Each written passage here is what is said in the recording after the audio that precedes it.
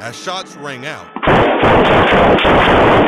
partygoers dialed 911. We have an active shooter on 5th Street. Just after 1 a.m. Sunday morning, people enjoying the Dayton, Oregon district were sent running for their lives. The security guards in themselves were running around telling people to get out, and just how everybody was acting, you knew that something was wrong. Did the suspect have a rifle or a handgun? It looks like a rifle. The suspected gunman, now identified as 24-year-old Connor Betts, used a rifle in the heinous act, killing 9 people, including his little sister. 27 others were injured. But then people start getting shot that way. Betts was shot dead by police.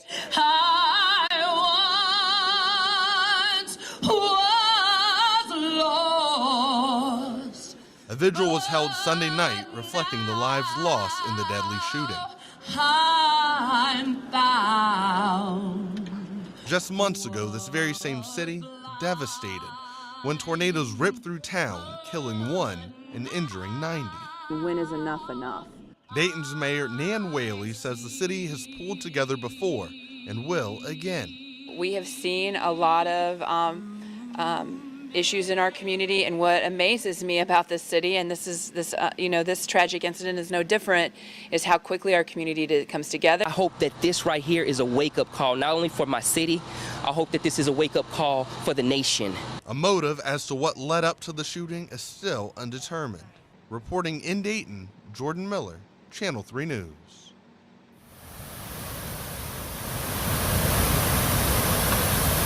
The water was completely over like River Niagara. Gushing water washing away the Kinsman Lake Dam, sweeping away the only road to a neighborhood.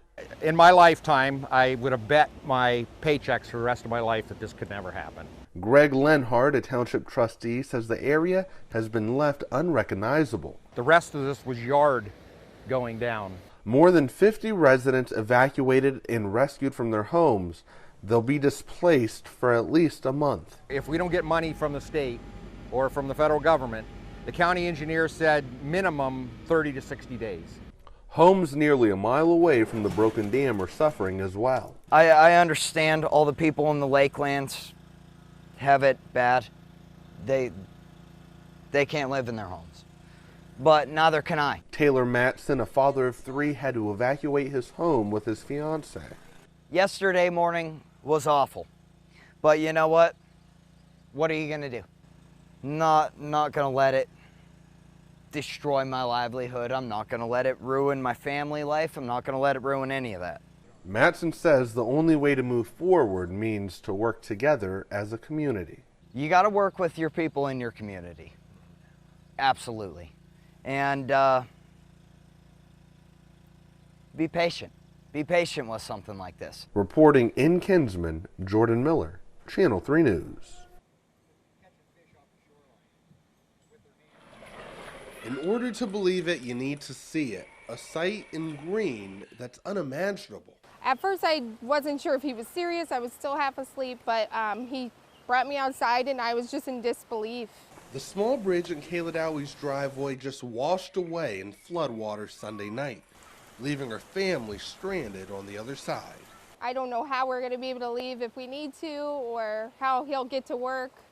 We're just going to have to take it one step at a time. New to the house, Dowie tells us it hasn't sunk in yet what has happened. We're grateful we're all safe and uninjured, but I'm sure pretty soon it'll start to hit home. Dowie says that the city of Green can't dip into the municipal fund to help with repairs because her property is actually on private land. It's left her thinking, what's next? But at this point, everyone's kind of backing away, and now I'm not sure what our next move is. She says that her 3 young children's positive attitudes will help her and her husband get through this difficult time. They're innocent smiles that keep us positive. In Green, I'm Jordan Miller, Channel 3 News. From showing cattle at the county fair to competing on a sled hockey team, Jacob Baker has always lived a very active life.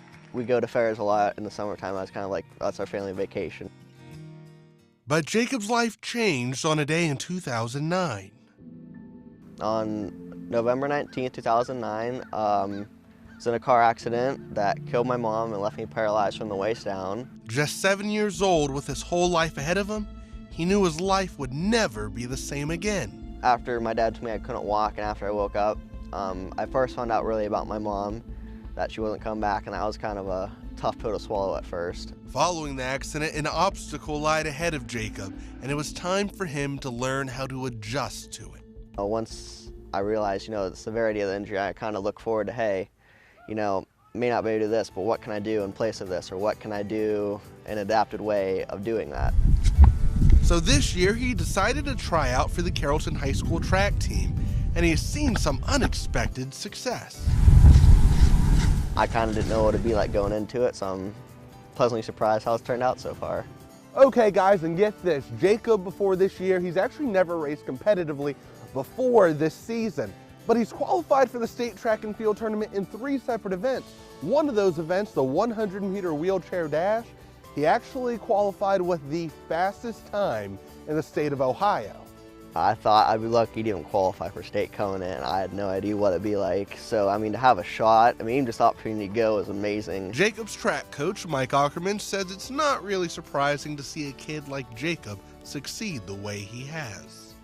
For him to be at that level this early is kind of surprising, but at the same time, anything that kid does doesn't really surprise me, so. A kid who could have let a disability hold him back has turned it into something remarkable. I have a disability, I can be upset about it, or I can treat it the best I can, but either way, I still have a disability. So if you treat it with positively, your end result will be a lot better.